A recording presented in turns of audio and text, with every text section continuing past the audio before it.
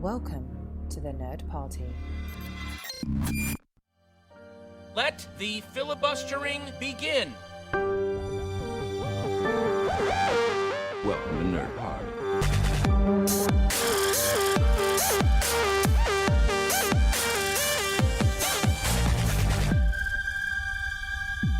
Welcome to Filibuster 23. Today, Lee Hutchison and I are going to be talking about another Star franchise, not Star Wars, but instead the vastness that is Stargate SG-1. Are you ready to go through the Stargate, Lee? I'm ready. I've got my box of tissues with me. I'm ready to go through. Well, I'm going to send the mouth through first just to make sure the air is breathable, and I am so excited to talk about this franchise, Lee. It's a big franchise out there, and sometimes people don't gloss it over, but feel that it maybe didn't have as much pull, but I couldn't disagree more. I feel that this is one of the big Star franchises. Yeah, I think even kind of when I've been rewatching the odd episode here and there lately, sometimes it's even better than Star Trek at its finest. Some of the two-parters are incredible. The scope and scale of the storytelling, the crossovers, it really was serialized television before it was even kind of fashionable for science fiction shows.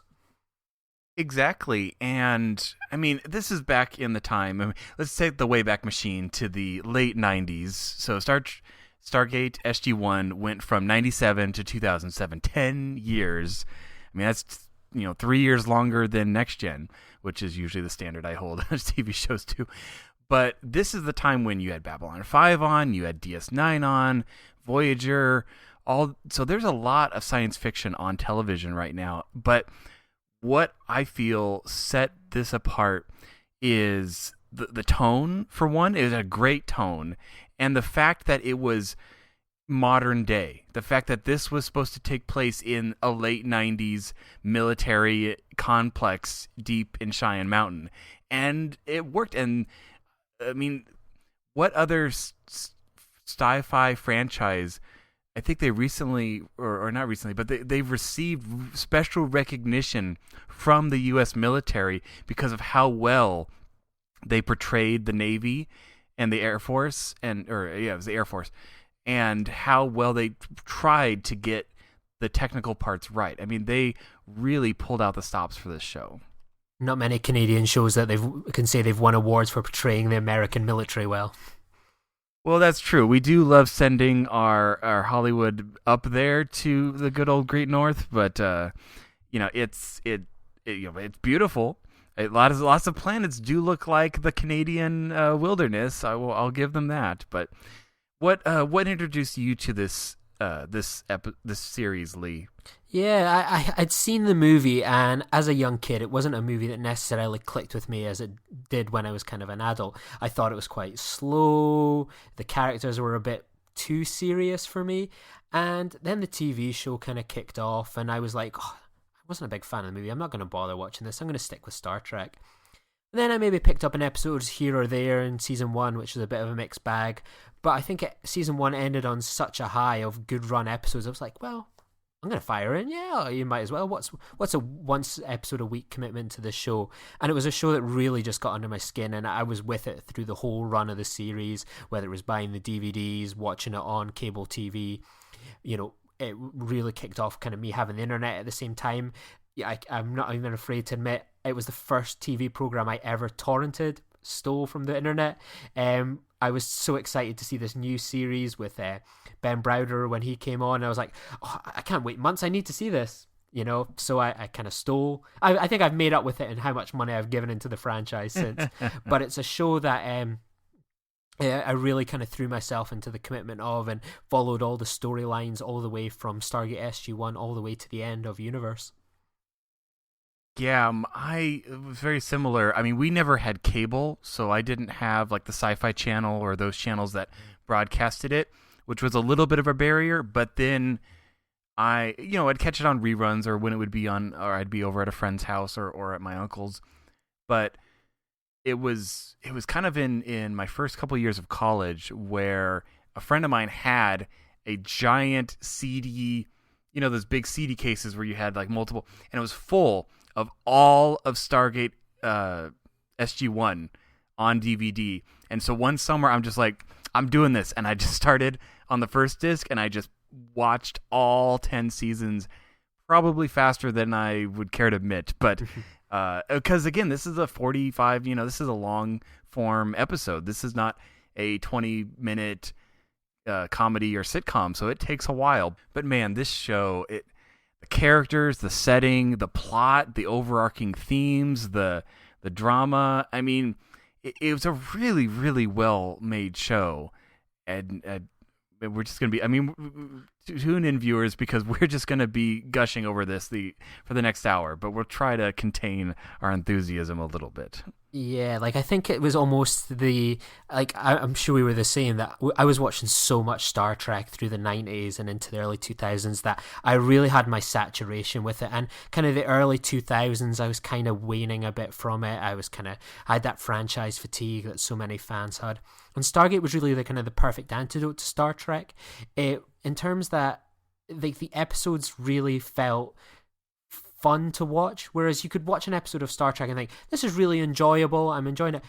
In Stargate, it was all about having fun. The characters enjoyed being in each other's company. With Star Trek, they often say it's like a family, this crew, but it felt kind of like that kind of traditional family, very conservative. They're together at Thanksgiving, everyone's being nice to each other, and In Stargate, they make fun of each other. It's snappy dialogue. It's enjoyable to watch. Like they're very human in the way that the Star Trek crew aren't.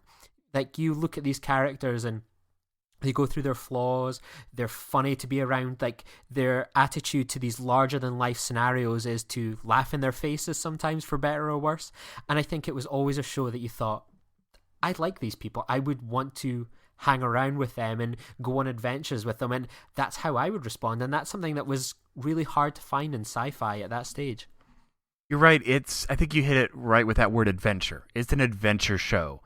And again, I remember watching the movie in 94, I want to say, and this was one of those movies where as soon as you see the plot, you're like, this would make a great television show. I mean, it's brilliant.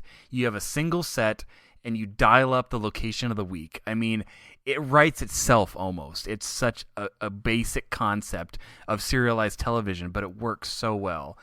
But let's talk about the characters a little bit before we get into favorite episodes, because the characters are the heart of the show. And fortunately for us Star Trek fans, we actually get quite a few cameos from Star Trek actors in this.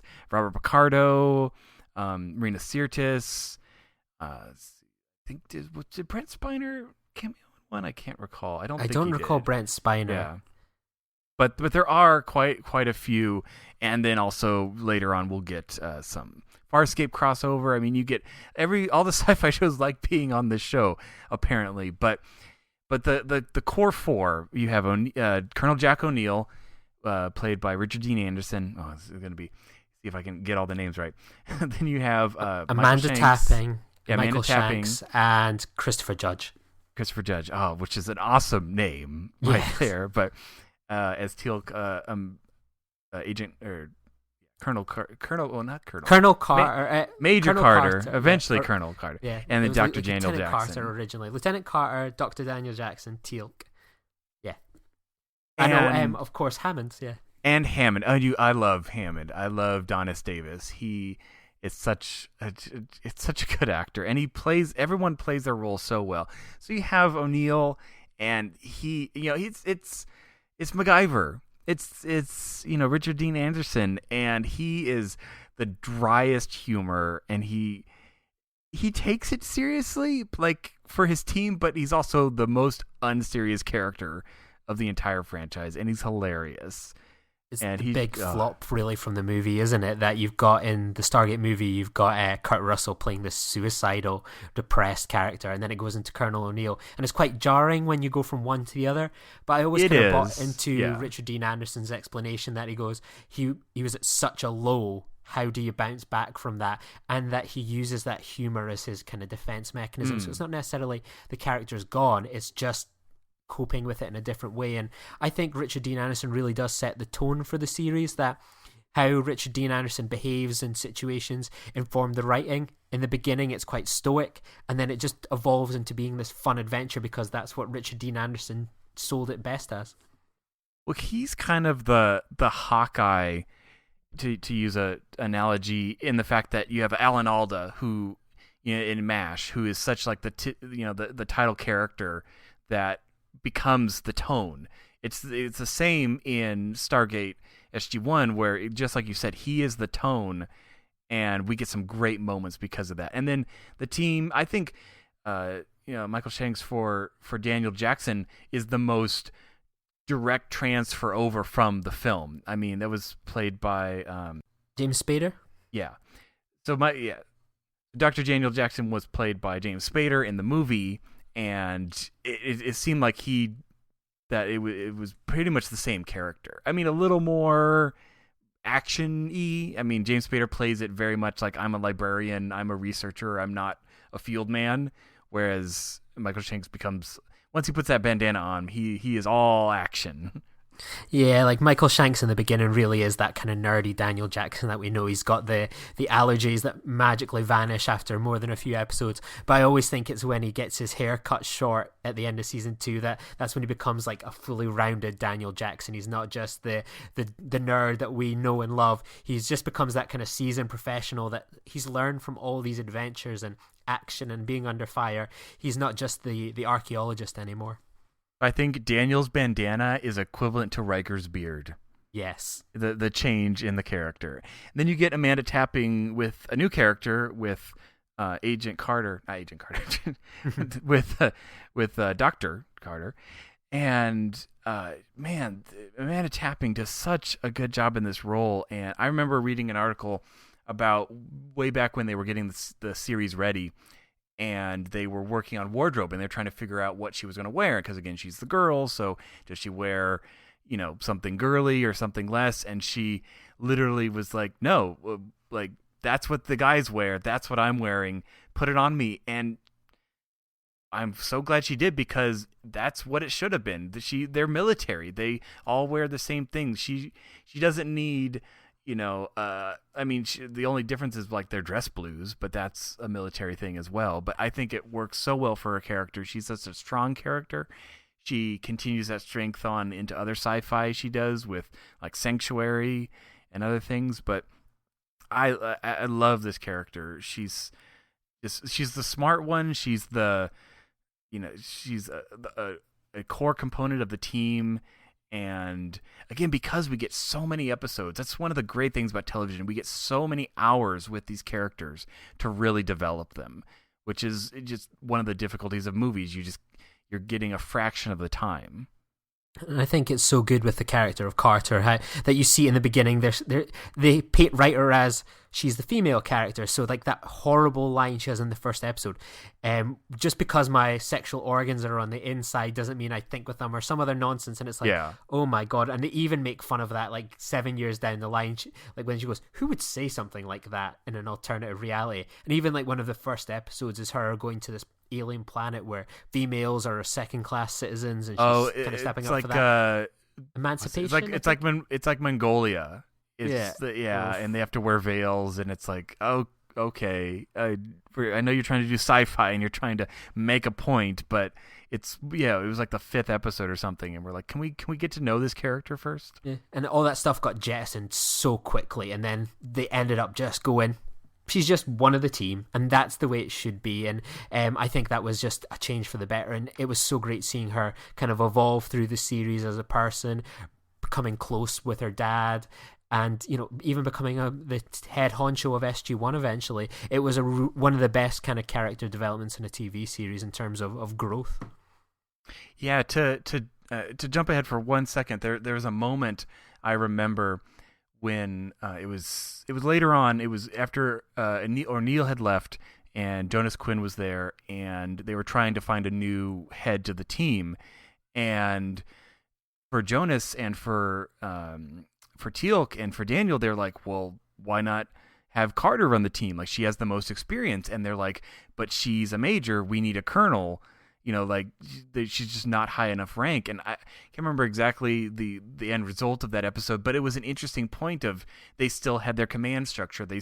She did get promoted a lot. I mean, she, like you said, I think moved from lieutenant to colonel through, the course of the series, and justly so, but they didn't ever they would always bend reality a little bit, but they tried to stay within the framework of the American military, which I think they were the better for. Yeah, and it is a kind of structure that we're not used to kind of in sci-fi as well, where look at something like Star Trek, for example, where people kind of stay the same rank forever and they don't really move up or down. That's just not realistic. In Stargate, we saw that people being promoted all the time, people going off teams onto other teams, people becoming generals, people then being transferred to Washington. That's what life is like in the military. Yeah. And it's a great representation. And admittedly, some of that's by design of actors changing contracts, actors leaving. It is but a television keep it show, realistic. It's not just like let's just write them off. They'll go, well, what would realistically happen, and they take it from there. I mean, it would be terrible if you were like an ensign for 7 years stuck in the Delta Quadrant and you never got promoted, Harry Kim. But rounding out the Fab Four, which I'll never call them that again, is Christopher Judge as Teal'c, and he's the alien character. He's the outside view, but also the voice of experience. He's the most experienced with dealing with the Goa'uld, the main antagonist thread that we get, and such a great character, so well played, because he's a decent guy. He has motivation. He has a cause. He's a freedom fighter. He makes difficult choices, and he's just as valuable as in the main cast as any of the humans, quote unquote, would be.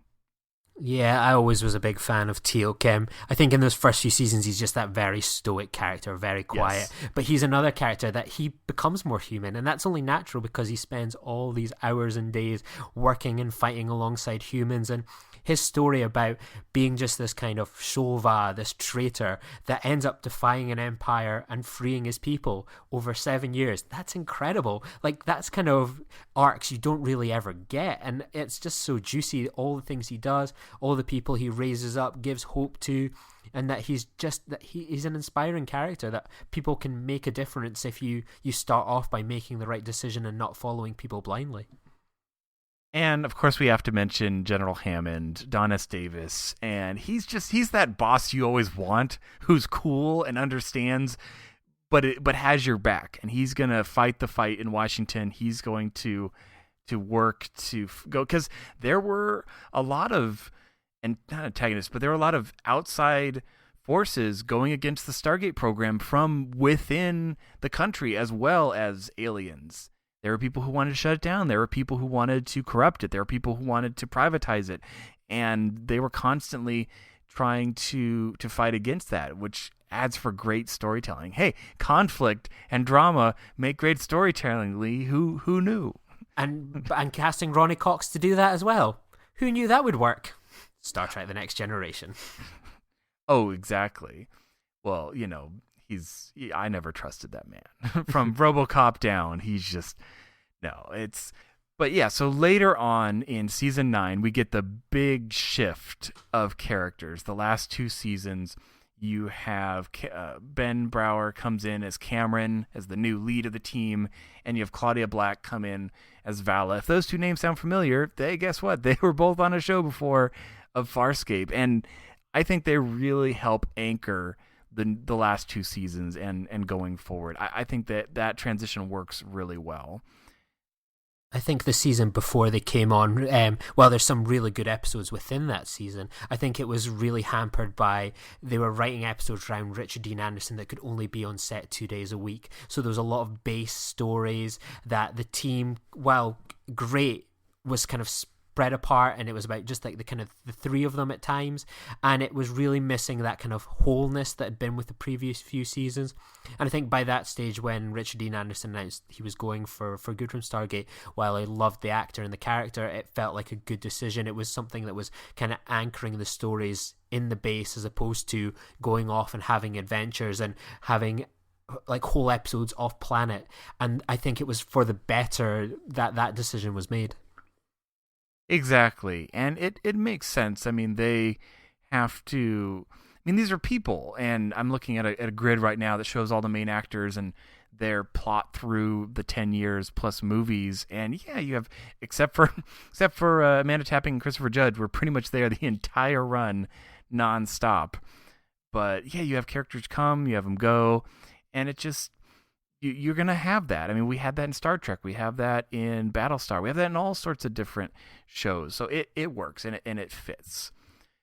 But yeah, so this show, man, it's one of the overarching parts I like is the whole Egyptology aspect.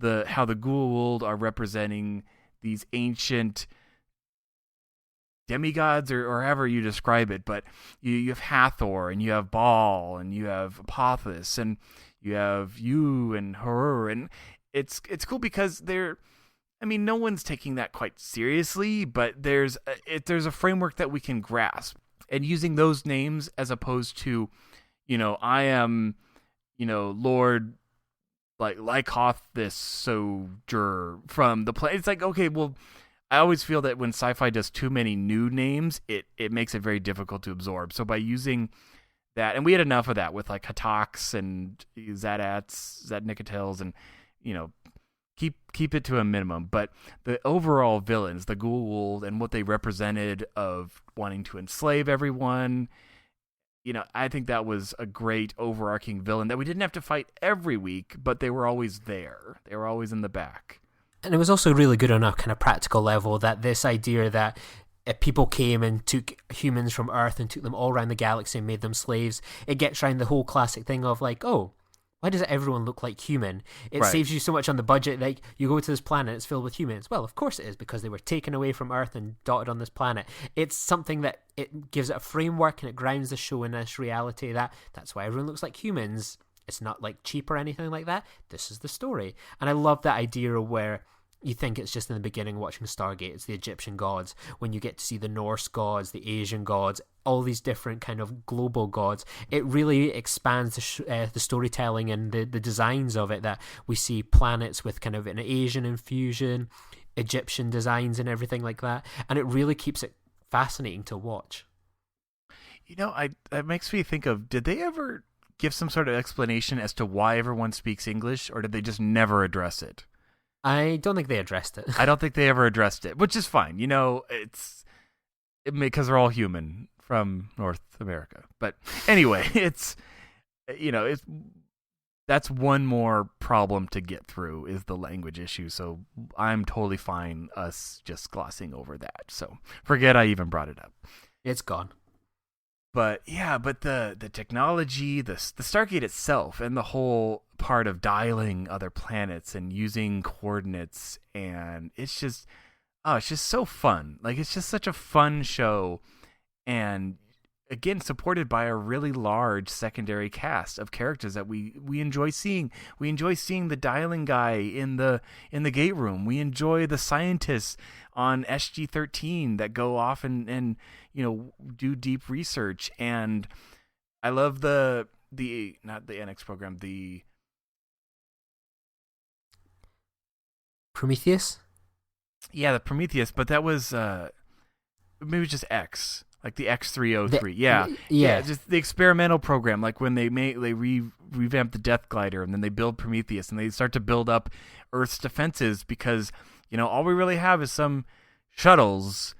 They're not very formidable, but they're a great SG-1 moment. Oh, These man. shuttles. But you get Braytac, who's just awesome. And even the politics Tok'ra. of Stargate as well, that you have a show filled with Washington bureaucrats. It's so cool. And even Stargate, when they had these episodes like once a year, where they have like the bureaucrats come in, and they made them like clip shows. Even Stargate made clip shows that were really good for most of the part. In the beginning, it was like, oh no, it's a clip show. Even the second season finale was a clip show. I mean, who would do that? Didn't they learn from Star Trek The Next Generation? That's a bad way to end a second season. But Stargate even managed to make clip shows fun and enjoyable, and they gave it an interesting framework. And I think that was a testament to the storytelling was all these interesting characters that you wouldn't mind someone making a clip show around just the secondary characters. Oh, exactly. And a lot of those were played, secondary characters were played, like we said, by Star Trek alum. But the fact that we wanted our heroes to succeed, and the best thing you can do in a story is to put something against them. And that could be, loss of funding, or loss of respect, or loss of power, or loss of resources, or loss of teammates. And I mean, how many times does Daniel Jackson die in this series? It seems like to be quite a few, but it works. And again, just being grounded in modern time, in dealing with, and like you said, the clip shows, like when they bring in a new president who has to be brought up to speed on the classified nature, that would actually happen. And I don't remember if that fell on a political year when we actually had a new president, but it could have, because 10 years, that's going to go through one presidency of the United States. But okay, enough gushing. Let's move on to our some of our favorite episodes, and we'll try to give season and episode numbers, because I'm not as good on the episode names for Stargate as I am Star Trek, where I could probably pull them out of a hat, but that's what the internet is for. Well, first, one of my favorite, I'm trying to go kind of chronological, but it doesn't really matter. So, season 2, episode 16, A Matter of Time. This is the one where the Stargate opens on a world that is being consumed by a black hole, and time slows down. And it's actually referenced in several other episodes, but it's... So SG, other number, can't quite remember, I think it's like 6 or something. They're trying to get off of this planet, and they've created a connection to the Stargate, and the MALP is there transmitting video, but it's doing so line by line of video, because it's the time dilation is everything, the closer to the event horizon, the slower time goes, per se. And that effect is starting to push out through the Stargate, and it's a great episode because it's establishing some constants they have, like the fact that an active wormhole can only last for, I think, like 38 minutes. That gets surpassed. The fact that they can't close it. You have the Iris device, which is awesome. And they have to, MacGyver a solution with like a shaped charge to close the gate. But it's scary because, if I recall, also the time dilation, because it's pushing out from the Stargate, the surface of the mountain is a different time than level 24 with the gate. And so there's a time, I think, where Carter leaves and comes back, and they're like, "Where? Like, you've been gone like an hour?" And they're like, "No, I've been to Washington for a week." And it's just, but it's a great episode because everyone's got something to do, and the stakes are really high. Yeah, I think one thing we'll notice with all these episodes we're kind of suggesting is you couldn't pigeonhole Stargate as a series. It's all over the place, from comedy to adventure to hard science. That's the joy of Stargate. Exactly. So what's one of your favorites, Lee? Yeah, I would go for the season 1 finale, There But the Grace of God, one of the many mouthful episode titles from Stargate SG-1. I think Stargate SG-1 by the end of the season started to kind of show escalation and building, and this was one where you have 2 ships in space, you've got them coming to destroy Earth, you've got the military sending people off to other planets to keep mankind alive, you've got tensions on Earth, you've got tensions in space, you've got evil characters coming back again. It is an episode that's got it all, and it was one of those shows that really got me in terms of, wow, this is epic storytelling, action adventure, and what a show. And that was what got under my skin, end of season 1, and that really had me for the next decade of my life. Yeah, and this episode where they're sending off the best and brightest to the Alpha site, and which is great. I mean, Alpha site, all the terms they use in this whole show is just amazing. But yeah, and you're scared, and it's like, what's going on? And they know how to do season finales right. So yeah, There But the Grace of God. I mean, Star Trek's got its, Latin, Shakespeare quotes, and Stargate has its, I guess, biblical references. It has a lot in good naming. But one of the shortest titles is actually my next pick, and that's 1969. And that's a time paradox episode where because they were traveling through the gate at the time of a solar flare, science, they got shot back through the gate in 1969, and we get to see the 60s episode, and we run into a young General or Lieutenant George Hammond, and it's just a fun episode. I mean, it's just fun. It's so ridiculous that you just have to go with it. But it deals with some serious themes, like they meet some hippies, but the hippies are running to Canada because he got drafted and he's afraid, and they're like, yeah, but we can't take you with us. Like, you got to live through this time, and but you also get, Teal'c with a headband and glasses. I mean, and they're driving a bus. It's great. How could you top that? Correct. There's nothing else I can say. It's Stargate on a hippie bus. Sold. Pretty much. And they in dealing with the time paradox in a logical way, where they had a plan and it by the skin of their teeth it works, but it's a fun little self-contained loop. I would say, before I dive into my next episode, everything Darren says, I almost all but agree with him about his episode choices. He showed me his before we did this episode, thankfully, or else there'd been a lot of crossover. So just because I'm not picking the same episodes as Darren, don't just assume that means I don't approve of them. I would back them up 100%. There's very few bad episodes. Like, if I had to make a list of bad ones, I could, but most of them are passable, if not great. My episode, which started off as a pretty poor first episode, which ended on a clip show, goes into the season 3 opener, Into the Fire, which is just such a fun, enjoyable episode of Stargate, as we get to see all these SG teams arrive on this planet, coming to save SG-1 from Hathor, who's putting a symbiont into O'Neill. We've got the Tok'ra underground tunnels. We've got General Hammond has gone to get Braytac, and they're going to thread the needle, taking a ship through the Stargate. It's just such a fun episode too. The first time I saw this episode and seeing Hammond and Braytac go through the Stargate with this ship and then come out the other side, and Hammond in full Texas voice whooping and cheering. It's an episode that's so fun, so enjoyable. There's so much action and adventure in it, and it's so good to see the Hathor arc come to an end on such a high. Yes, Hammond of Texas is a great character. One of my favorites is in season 3, around the middle, episode 14, Foothold. And it's an episode where aliens have taken over the SCG, the Stargate Command, and replaced everyone with these mimetic hologram devices. And it's a very different tone, because if I recall, the situation's already happened, but some of our leads are now traveling back, and so they have to retake the bunker. They have to prevent them from spreading out into the world. So it's a very different type of episode, where it's starting in the middle. Like, instead of starting with seeing the aliens battle their way through the Stargate, we start with them already having that foothold, and now we have to undo it. And I think what works so really well with this episode as well is it's not just like, we've got to retake the base. It's all about the politics of it all, behind it all, and having to go to Washington and seeking out help there. And I think it's really clever that it takes that approach, and it's not just like, right, we've got to shoot our way out. It's actually a bit more complicated than that. I mean, how many times do they want to bury the mountain? It's like, that's not actually going to solve your problem. Absolutely.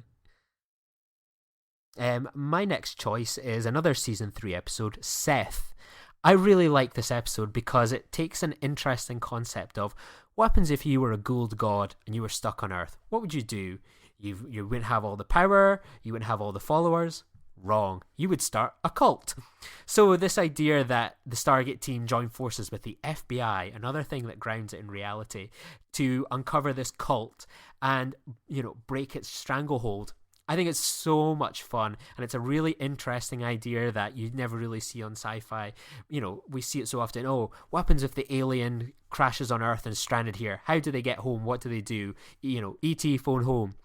In this case, they go, well, I'm going to set up here and take advantage of some fools and have a cult and have everyone worship me and use my alien powers to stroke my own ego. And that's why I think Seth is such a unique idea that only Stargate could do as well as it does. Exactly. No, that's a fun little one. Because anytime you have our team not on an alien planet but out in like a city, it's hilarious. Always. This is not just one of my favorites, but a fan favorite. Window of Opportunity, Season 4, Episode 6. This is the Groundhog's Day episode, where Teal'c and O'Neill have been hit by a Stargate kind of device on an alien planet, and they reset about a day's worth of time, no matter what. It always resets and loops. And so they're like, what's going on? They're trying to explain, like, hey, like something like, didn't we just talk about this? And they're like, no, we didn't. And then it progresses to, okay, well, if we're going to figure this out, we need to be the ones carrying the knowledge to the next loop, because that's the only thing they have. And then it progresses to Daniel saying, well, there'd be no consequences. You could do anything you wanted, and it would just reset. And then we get a nice little couple of loops where they're just having fun. They're riding bikes through the corridors. I think O'Neill hands his resignation to Hammond and kisses Carter right before it resets. And you get just a lot of fun, like shooting golfs into the Stargate on my backswing. And it's just, it's a hilarious episode because it's exactly what we would do in such a situation. And of course it's O'Neill. It's not Amanda, or it's not Carter and Jackson, like the ones who would try to figure it out. It's O'Neill and Teal'c, who are not the minds of the team, as it were, who have to carry the knowledge, have to learn ancient, basically, and put up with re-explaining every time what's going on. But it's such a fun episode. Yeah, and you would have been in trouble if you hadn't have quoted, in the middle of my backswing, it was going to happen. One thing that I always loved about this episode was when O'Neill starts to go mad in this time loop, and he makes on his plate a big smiley face with the sauce and the mustard, and he holds up, I've gone wacko, and that for years was like my profile picture on like a Stargate SG-1 message board. I think it was Gate World or something, just O'Neill holding up this plate. Yeah, it's an all-time comedy classic. Groundhog Day is something that's so well worn in sci-fi. Stargate takes all these cliches over the 10 years and turns them on their head, has fun, and winks at it. And that's amazing. And I think it's because they chose the right two characters to loop. I mean, this would have been a very different episode if any other character was looping, but it works. It totally works. And they at the end of the day, they solve it. I forget how many loops they've actually gone through. I think someone figured it out, because we don't see every single loop, but it's a lot. They have suffered. My next episode is a two-parter, Jolinar's Memories and The Devil You Know. We spoke earlier that Stargate loves playing with gods. Satan was bound to pop up at one point. Apophis has decided to take a planet that looks like hell and be ruler in hell. It's so awesome. It's an epic storytelling. The fire cauldrons everywhere. Yeah, and it's like someone just went, draw the hell that you've seen in Bibles and Sunday schools and your parents have warned you about when you've been bad. And it's nuts. Like, it's Stargate. They go all in on it. And it's just this epic story of going to hell, essentially, to rescue someone. It's such a cool episode. I love it every time, and it's the return of Apophis. You know, he's ruler of the underworld, and the steps he takes to kind of take over again. He expands his influence on everything. It's such a cool episode, and it's just great to see Stargate going, yeah, well, let's do Satan. Sure, why not? Why not? I mean, we're trying to trounce on all these other religious figures, so why not, go for that? Well, that leads into my next pick, which is not a two-parter per se, but it's kind of a bookend. 2010, which was a season 4 episode, and then 2001, which was a season 5 episode, which the season 5 episode actually took place in 2001, I believe. And the other one was like in the future, 10 years from now. So in the 2010, the entire thing takes place in an alternate future. We're already in 2010. And why do I keep saying Amanda Tefe? Carter, Agent Carter is, gosh, not Agent Carter. My goodness. I need to just write a list with all the character names in front of me. I'm going to have a little buzzer every time you get it wrong. I'm going to zap you in LA. Major Carter is in the future, and she's met this guy, and they're trying to have a kid, and this is after the Stargate program made contact with this race called the Ashen, and they're really benevolent, and they give us all sorts of great little teleporters and science and medical technology, and everything's good, and the Stargate's been moved to like this kind of airport Stargate terminal something. Anyway, but what they undercover is that the Ashen are actually the bad guys, and they just take their time, and they're very patient, and basically they are using the medical technology and advances that they brought to sterilize humanity. And so their plan is basically they're just going to outlive them, and then they'll have a planet, and they won't have to fire a single shot. So, of course, our team figures this out, and they're going to try to use the slingshot solar flare way back through the Stargate, but of course it's not in Cheyenne Mountain anymore. It's in the middle of this airport terminal, and they also need their remote dialing basically the device that helps gives the code for the iris so they can get through. And so they have to go back to the museum that is the SGC and get one of those. And it's a great episode, and the fact that it doesn't take place in our time the entire, except for like the last 2 minutes. But that's followed up with 2001, which again, it's a really interesting mark with the writers, where we actually see them visiting the Ashen's planet, and because the message that had been sent through in 2010 was don't go to this planet, and later they go to a different planet and determine that these are the aliens we were warned about. But it's just a great tie together 2 parts spread out by an entire season, but I like how they reference them together. It's really, really nice writing. Yeah, like 2010 is like probably one of my favorite Stargate episodes. I was always a bit disappointed with 2001 because I knew this episode was coming for a good 6 months, and I remember it was one of my most anticipated because it's a semi-sequel prequel to one of my favorite episodes. And I always consider 2010 in my own head canon is actually a prequel to Children of Men. That's my theory in my head. I think 2010 is just like epic storytelling. It's so cool. It's dramatic. It makes me feel really, really old that I saw this episode 2000, and now it's 2016. I feel really, really old now, and I can't believe it's been that long since I watched this episode. Yeah, that's the one thing I'm placing dates in the titles, is that it really locks it into time, and we've already shot past that. But 2 really fun episodes. I do, one of the things I like best about 2001 is how the Ashen were loading things through the Stargate, and they had it on this gimbal so they could turn it and use gravity to drop things through. I'm like, that's actually really clever. Yeah, and it was so cool to see what a farming planet was like and stuff, with like grain going through the Stargate. It was really cool and inventive. It was. What's another one of yours? Upgrades, which sums up Stargate for me. How many times have we seen in sci-fi people get special powers? The Stargate team are given special powers here. They have some fun with it. They have some hijinks with it. They go defy orders to go destroy a planet-killing ship, and it's really fun. It's just hard not to watch, of course, Colonel O'Neill having fun with being basically superhuman and incredible powers.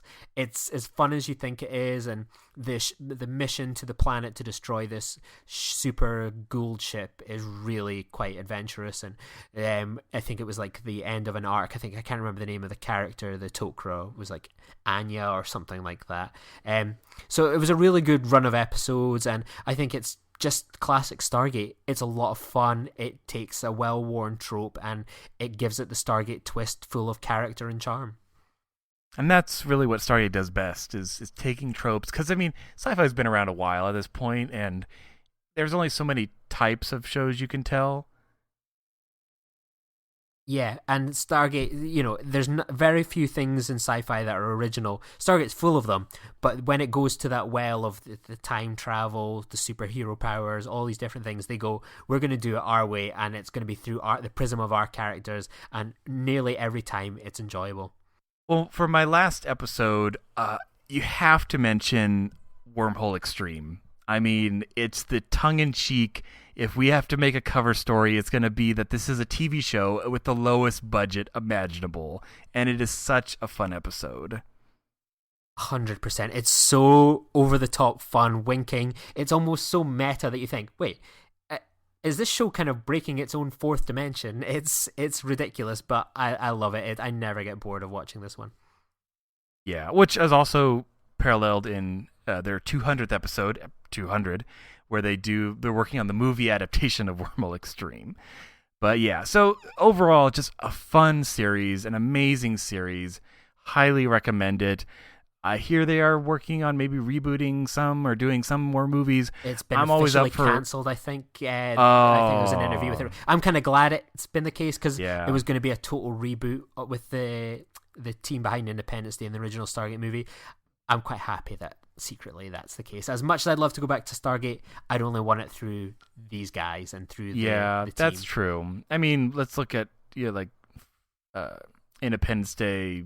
That retelling just didn't really work as well. So it's like, hey, you know what? Tell us the next Stargate. Tell us the next really good sci-fi franchise. That's what I want to hear. Exactly. And a boring bit of trivia to end the show. Independence Day was going to be originally a Stargate sequel. That was what was going to happen. There would be Stargate, and then what Independence Day was going to be like the second or third Stargate movie when they come to Earth and they kick up things. So whenever you watch Independence Day now, think of it through. I can see this that. could have been a Stargate movie. That instead of these big spaceships, they would have been the pyramid ships. So it always adds a bit of charm to watching Independence Day for me. Oh, that would have been fun. Welcome to Earth. Yeah. Well, Lee, where can someone find you on this great, big, wide Stargate network? You can find me on Filibuster, and you can find me on Twitter at Lee_Nostromo. What about yourself, Darren? Well, they can find me right here on the Nerd Party Network on Ceti Alpha III, our Star Trek podcast with Daniel Prue and Philip Gilfus, or they can find me on my other small, humble podcast, Goodnight Moon, where I talk about science fiction and space exploration with my daughter, which I think I actually teased last time we talked a couple episodes back on Filibuster. It is here now. It's short, under 10 minutes, and it's a lot of fun, and it's, if I might say, adorable. It is. If I was a parent, I would be inspired to teach my kid after listening to that. That I think if you go out there and you're a Stargate fan and you wish one of your kids, whether it's son or daughter, could be the next Sam Carter, listening to Goodnight Moon is going to be the stepping stone and the foundation to that future and possibly a brighter future for us all. I could think of no higher Stargate praise than that. So thank you, Lee, and we will see you all next time on Filibuster. Join the revolution. Join the Nerd Party. Welcome to Nerd